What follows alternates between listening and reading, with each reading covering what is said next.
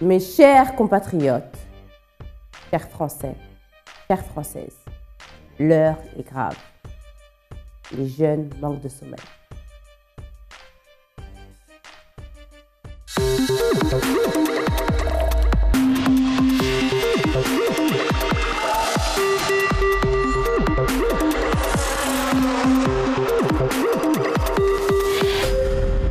Constat. Okay. Bref, sur les dernières années, on remarque que les jeunes dorment de moins en moins. Une étude nous a montré que 5% des jeunes de 15 à 25 ans dorment moins de 7 heures par jour. C'est vraiment grave. Oui, l'heure est grave. Au travers de notre émission, nous voulons justement sensibiliser les jeunes, mais aussi les parents sur l'importance de bien dormir et de dormir tôt. Donc restez connectés. On revient tout de suite avec notre première partie, le déficit important du sommeil. À tout de suite.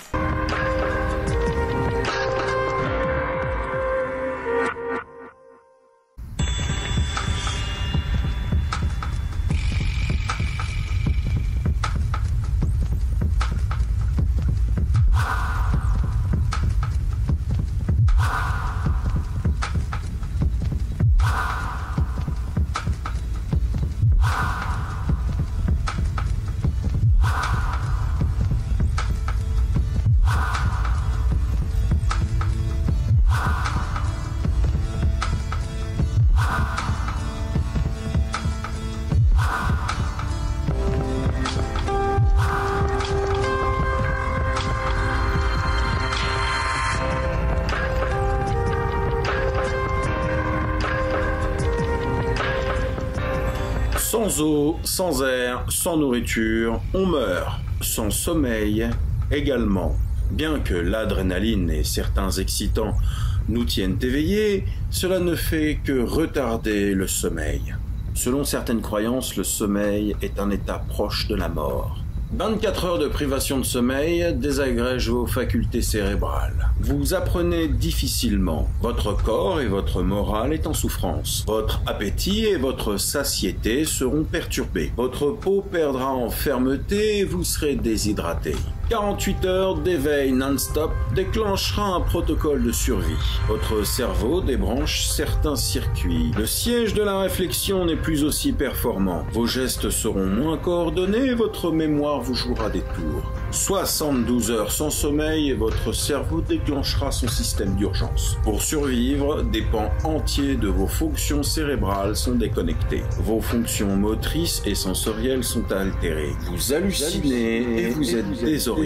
Au-delà de cette privation et pour éviter des dommages permanents, votre cerveau va provoquer un arrêt et vous plongera dans l'inconscience, quoi qu'il vous arrive. Si vous ne dormez pas, vous risquez de mourir bêtement, stupidement, accidentellement aussi parfois, comme au volant d'une voiture. La FGF TV est présente sur OM5 TV. Nos présentateurs vous attendent le lundi, mercredi et vendredi à 10h et 15h. Le samedi et dimanche à 10h. Vous avez toujours la rubrique mode, des astuces et de la nouveauté et des actualités.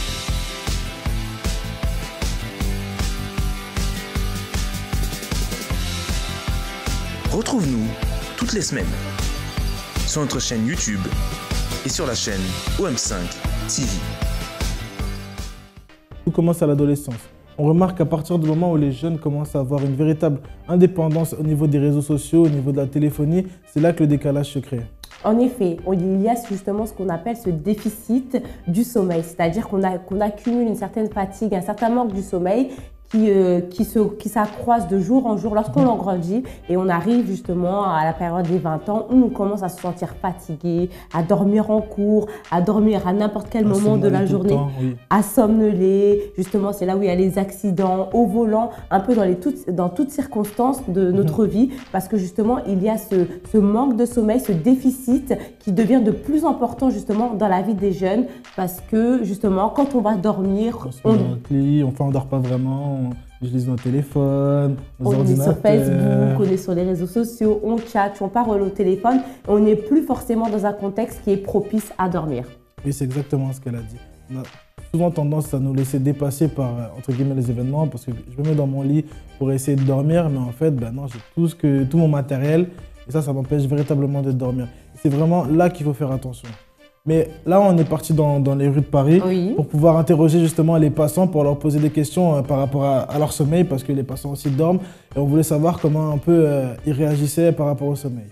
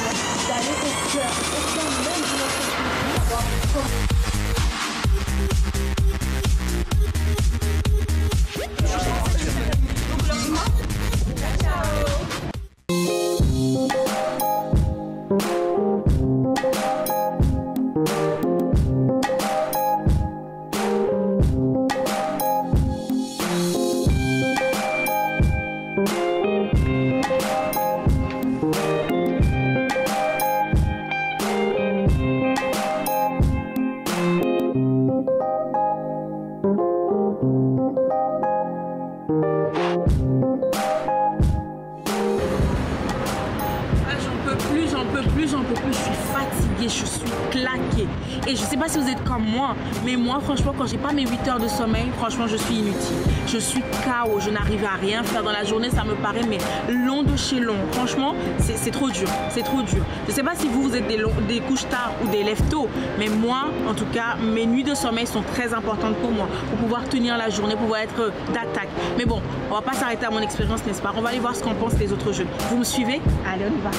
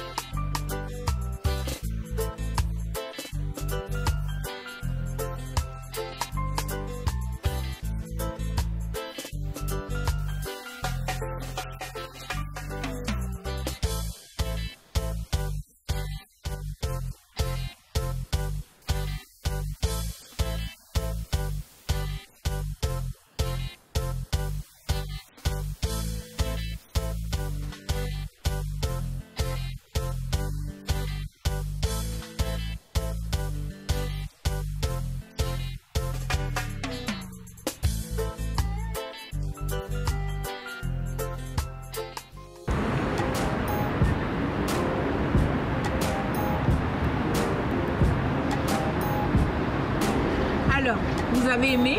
Moi, j'ai beaucoup apprécié ces jeunes qui ont pu partager leur opinion avec nous sur le sommeil. Et là, je suis sûre que vous êtes sentis concernés et que maintenant, vous voulez en savoir plus, avoir des astuces pour comment bien dormir et privilégier votre sommeil, n'est-ce pas? Alors, qu'est-ce qu'on fait? Je vous laisse avec la suite de l'émission. Ciao!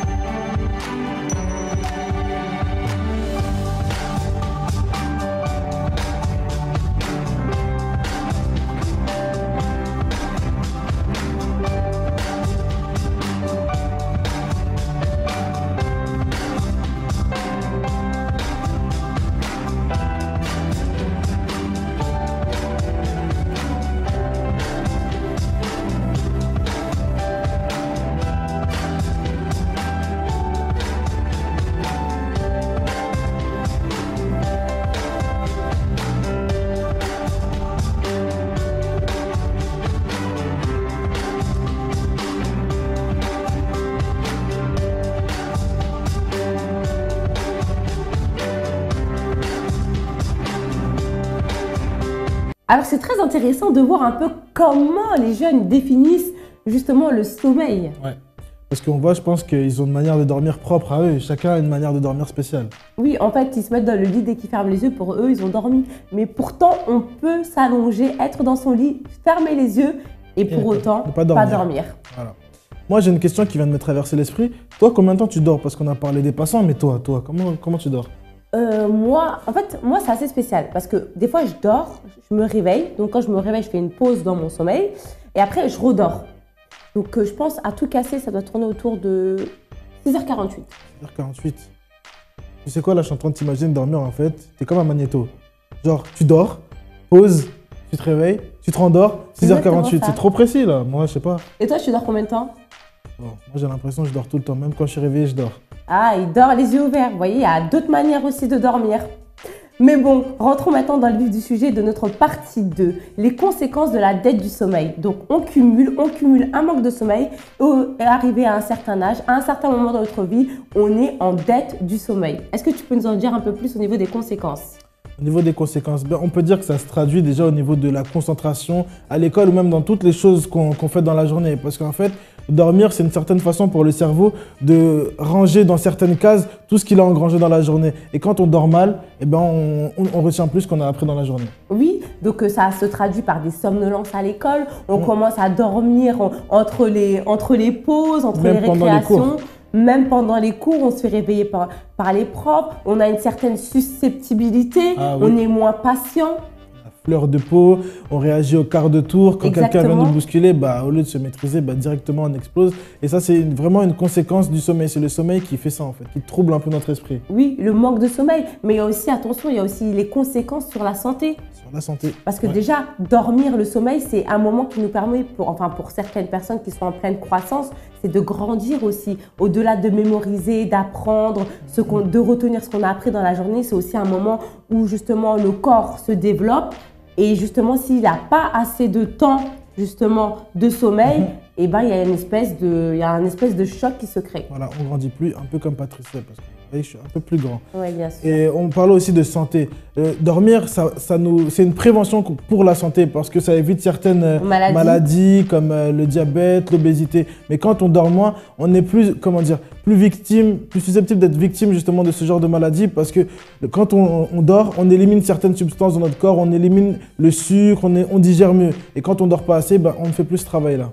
Et justement, on est assujetti à certaines maladies dont on vient de citer. C'est ça. Et là, il y a quelque chose qui arrive tout de suite. Bon, c'est assez intéressant parce qu'on parle de sommeil. Moi, j'ai une question. Comment dormir de façon stylée? Pas mal, non? Pas mal, pas mal. Donc là, on vous laisse avec la rubrique mode qui va essayer de répondre à cette question.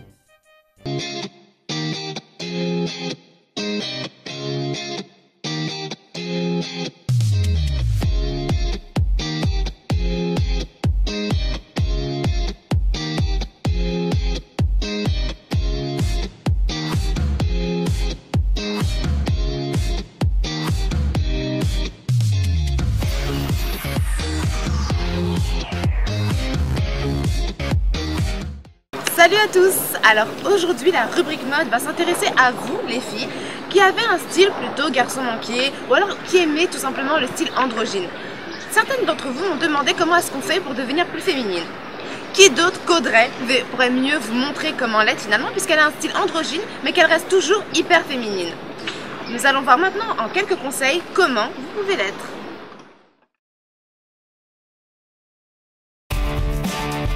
Bien, la règle numéro 1 est à suivre les filles. Bannissez le style avec le t-shirt XXL, avec le pantalon boyfriend ou alors le jean droit et les baskets. Non, si vous voulez être plus féminine, cet assemblage ne doit plus exister dans votre penderie. Par contre, oubliez les baskets et préférez de jolis mocassins ou même des ballerines. Les mocassins sont des chaussures tout à fait simples, avec un petit peu de talons, alors sans talons du tout. Du coup, si vous n'êtes pas à l'aise en hauteur, vous avez une allure tout à fait féminine tout en restant vous. Si vous êtes une adepte du jean ou du pantalon chino, je vous conseille le jean boyfriend, tout simplement parce qu'il a une coupe androgyne, aussi bien féminine que masculine. Du coup, pour combiner le tout, vous pouvez ajouter un joli top fluide, une chemise en soie ou alors ajouter de la dentelle. Au niveau de la veste, préférez un joli blazer ou un perfecto bien cintré pour structurer votre silhouette. Vos mains sont le signe de féminité, alors une jolie manucure, pas de fluo, on n'est plus au collège, on utilise des couleurs sobres ou des couleurs tout simplement classiques. Au niveau du maquillage, non, vous n'êtes pas obligé d'en faire des tonnes, il suffit d'un peu d'anti-cerne, d'un peu de poudre ou juste une bébé crème et le tour est joué pour avoir un teint frais. En conclusion, pas de rose, pas de talons, pas de fleurs, exit les clichés. Vous pouvez être féminine tout en restant vous. À vous de jouer.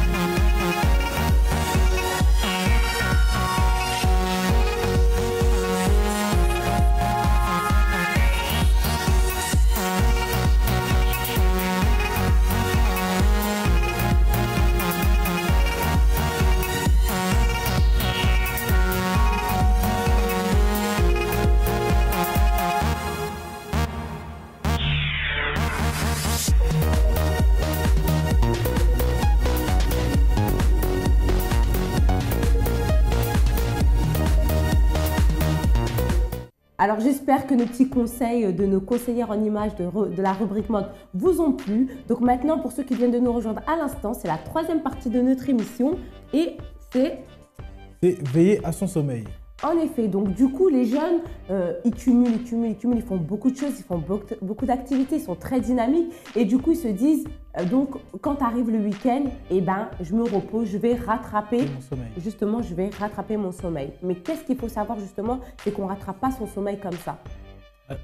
On ne rattrape pas son sommeil comme ça. Nous, les jeunes, on a l'habitude de nous dire « Oui, là, c'est le week-end qui va arriver, je vais pouvoir faire une vraie grasse matinée, dormir jusqu'à midi, 14h. » Et ça, c'est pas bon parce que ça fait un déséquilibre. Et ça crée encore plus de décalage. Quand on dit rattraper notre sommeil, en fait, on doit dormir de façon, en répondant aux besoins qu'on a en sommeil. Ça veut dire que si j'ai perdu 2 heures dans ma nuit, c'est ces 2 heures-là que je dois rattraper et pas me décaler sur une longue période. Exactement. Par exemple, plus concrètement, donc certaines études nous expliquent comme quoi que lorsque justement on veut essayer de régulariser justement ce manque de sommeil, la grasse mat ne doit pas dépasser 10 heures du matin. C'est-à-dire qu'à partir du moment où, par exemple, surtout le dimanche, on se réveille après 10 heures, ben, on crée forcément ce décalage sur tout le reste de notre semaine, ce qui fait qu'au final, il est impossible de récupérer ce qu'on a perdu. Voilà. Mais il y a un autre constat que j'ai pensé dans ma tête, parce que tu sais que même si je dors debout, je réfléchis beaucoup. Le truc, c'est que nous, les jeunes, on n'a pas le temps pour dormir. Enfin, du moins, c'est ce qu'on se dit, mais c'est une très mauvaise chose parce qu'on considère le sommeil comme étant une période d'inactivité qui nous fait perdre du temps. Je vais dormir alors que je peux faire ceci, je peux rattraper mon travail, alors que non. Justement, il faut se dire que le sommeil, c'est aussi une période de travail dont a besoin notre corps. Donc, s'il vous plaît, dormez. Oui, dormez, parce que comme on l'a dit tout à l'heure, ça a plein de conséquences négatives au niveau des performances scolaires, performances au niveau du sport, du travail, sur tout ce qu'on fait dans la journée. Le manque de sommeil a une vraie conséquence sur nous. Donc, mais ce qui est rassurant, la chose la plus importante, c'est que vous pouvez changer justement. Si vous êtes une personne justement qui a un mauvais mode de vie par rapport au sommeil, aujourd'hui, vous avez des conseils sur Internet, vous avez des spécialistes et aussi l'hôpital du sommeil qui est là pour vous conseiller.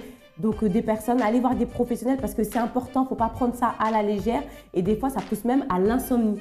Il y a des gens qui, à force d'avoir décalé, d'avoir justement, à force d'être en déficit du sommeil, et ben aujourd'hui, ils n'arrivent plus à dormir. Du moins, même quand ils ressentent le besoin, ils n'arrivent plus à dormir. Et là, ça devient même une maladie. Ça devient une maladie, donc vraiment, écoute ce qu'elle a à dire. Oui, très important. Maintenant, on va justement parler de notre expérience de vie d'une personne qui est venue à la FJF et qui, elle, a peut-être pas eu des problèmes de sommeil, mais a eu un autre problème et a réussi à s'en sortir. On revient, à tout de suite. Avant d'arriver à la FJF, j'étais quelqu'un de très nerveux, calculateur, manipulateur, possessif. J'avais un gros manque de confiance à l'intérieur de moi, ce qui faisait que je me suis renfermé sur moi-même. Ce manque de confiance est venu pourquoi? Parce qu'il y avait des problèmes à la maison, mes parents se disputaient, à l'école ça se moquait de moi. Et tout ça a fait en sorte que ce manque de confiance est venu et j'ai gardé ça à l'intérieur de moi en fait. Et j'ai grandi avec, parce que j'étais toujours négatif à l'intérieur de moi. Quand je commençais quelque chose, je me disais non, ça ne marchera pas. Lui, il a essayé, ça ne marchera pas. Lui, quand il a essayé, ça n'a pas abouti. Donc moi, quand je vais essayer, ça ne marchera pas non plus.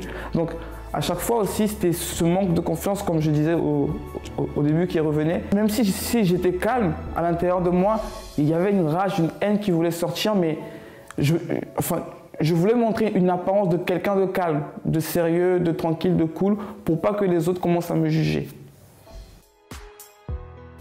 En fait, j'ai connu la FJF grâce à un ami qui m'a invité. Au début, quand il m'a invité, je ne voulais pas venir. Je sentais un peu que c'était un truc un peu bizarre. Mais il a insisté. Et il m'a dit de venir voir un samedi comment ça se passe. Un samedi, je suis venu, j'ai vu que des personnes différentes, des personnes qui souriaient, qui sautaient, qui dansaient, qui chantaient. On pouvait vraiment sentir que tous leurs soucis, c'était comme si ça n'existait pas au fait. Et j'ai trouvé ça bizarre. Donc petit à petit, j'ai commencé à m'intégrer, à comprendre, à vouloir savoir comment ça se passe dans le groupe jeune, qu'est-ce que c'est que le groupe jeune. Et c'est là que j'ai commencé à m'intégrer dans le groupe jeune. Au jour d'aujourd'hui, je peux dire que je suis une personne différente parce que ma vie d'avant, si je compare ma vie d'avant et ma vie de maintenant, c'est vraiment quelque chose de très différent. Ma manière de penser a changé, ma manière de voir les choses a changé, ma manière d'aborder la vie a changé. Donc ce qui fait que je veux partager ce que j'ai reçu aux autres. J'ai beaucoup appris surtout parce que ce qu'on nous enseigne ici, la motivation qu'on nous donne ici, ça ne se trouve pas dehors au fait. Quand je vois une personne qui avait le même caractère que moi avant, je pouvais me dire mais j'ai vraiment changé, que c'est incroyable ce qui m'est arrivé.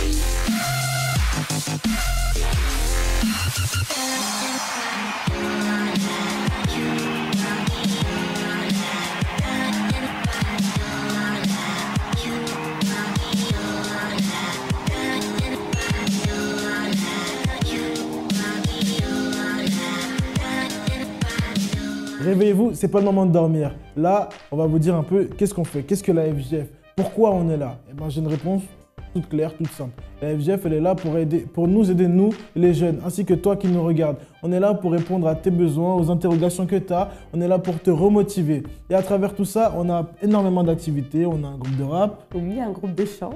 Un groupe de danse, une équipe de foot. Enfin, on a plein de choses juste pour toi. Et n'hésite pas à venir dans la FGF la plus proche de toi, parce que là, il y a les adresses qui s'affichent juste ici. Viens sur notre site, nos réseaux sociaux, afin de pouvoir partager avec nous ton témoignage, ton expérience de vie. Et là, on a quelques conseils à vous donner, parce que n'oublions pas qu'on est sur le thème du sommeil. Comment bien dormir? Oui, comment bien dormir? Alors, il faut préparer son sommeil. Déjà, il est important de manger 2 heures avant au maximum, hein, de manger 2 heures avant de dormir parce que la digestion et le sommeil ne font pas bon ménage. Donc, préparer son sommeil déjà. Ne pas avoir une activité, par exemple un sport juste avant de dormir. Pourquoi? Parce que ça réveille le corps, ça l'excite et forcément, même si vous vous sentez fatigué, votre corps, lui, n'arrive pas à avoir ce sommeil réparateur. Donc, c'est important, si vous exercez une activité sportive, eh ben, de la pratiquer bien avant de dormir. En parlant d'excitation, il faut se faire un cadre avant de dormir. C'est-à-dire que je ne vais pas aller dormir en écoutant du hard rock ou en écoutant un gros son de rap. Mais je vais mettre une petite musique douce, je vais mettre dans... genre Théo, la musique douce. Oui, un petit Mozart, je sais pas.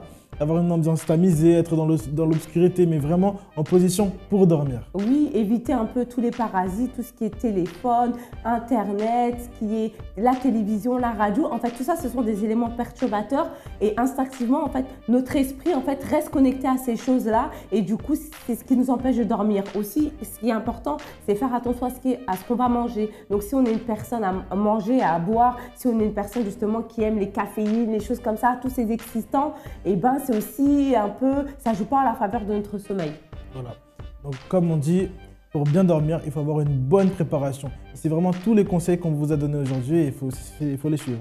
Voilà, j'espère que tous ces conseils vous ont aidé. La FGF TV, c'est terminé pour aujourd'hui. Nous, on vous dit à bientôt pour une prochaine émission.